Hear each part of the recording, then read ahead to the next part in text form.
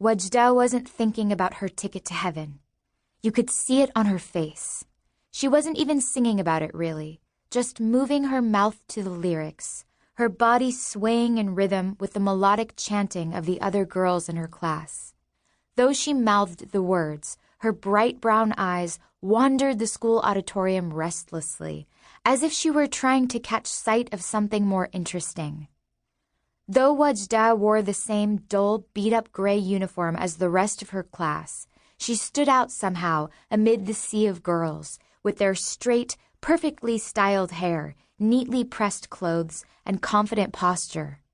The long hair surrounding her face curled softly, making her look untidy, mischievous even.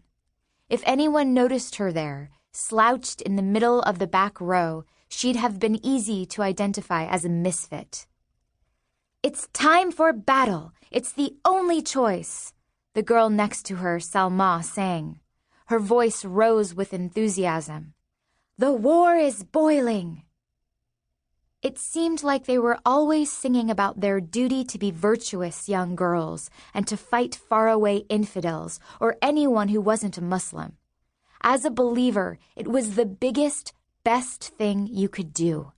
It was better than going on Al-Hajj, the holy pilgrimage, better than zakat, giving money to the poor, even better than freeing a slave. It was the surest way to get to heaven's highest state. But that didn't make singing about it any more interesting. Sighing, Wadjda let her eyes keep drifting. One by one, she read the posters scattered across the walls of the empty auditorium. During Dhuhr prayer, the space would be transformed into an all-girls mosque. So each poster was inscribed with lines from the Quran or from the Prophet's well-known sayings about women. The closest one read, "My fellow Muslim sister, be careful from the human wolves. Men, protect your honor from those who will kill you." Wadjda smiled, trying to imagine her friend Abdullah as a wolf. Well, she thought, he's got black hair, kind of like a wolf's, but there's nothing ferocious about him. He's more of a hamster. Laughter welled up inside Wadjda, but she hid her giggles beneath the swelling of the song. She'd missed quite a few lines, and Salma was glaring at her. Glancing guiltily around, Wadjda tried to join back in. They were singing along to a male voice on a cassette tape, which the teacher had turned on for the girls to follow as they practiced. But try as she might, nothing more than a whisper emerged from Wadjda's mouth. Even if she'd been louder, she told herself, her voice wouldn't have carried past the first row, where 3 girls stood, singing their hearts out, chests lifted and chins high. They had the best voices by far, and always got placed up front. Unlike the girls in Wadjda's row, who'd been stuck in the back for a reason. Yasmin hit an especially shrill note, and Wadjda winced, fighting the urge to put her fingers in her ears.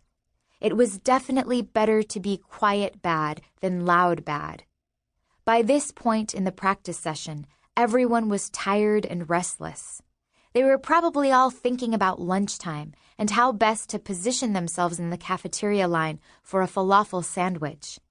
There was a limited number, and they always sold out. The struggle to snag one before the bell rang was maybe the closest thing to a real battle that Wadjda's classmates would ever experience. "Girls, stand in your spots," Ms. Noof shouted. Huffing impatiently, she surveyed the 3 rows of 11-year-olds on the homemade-looking wooden stage. The teacher's bulky figure was all but lost in her oversized skirt and long, plain blouse. It was the kind of outfit Wadjda saw advertised along 30th Street in Al-Alaya, the commercial heart of Riyadh. She liked to watch the Yemeni salesmen there haggle with their customers, who were mostly no-nonsense teachers like Ms. Noof.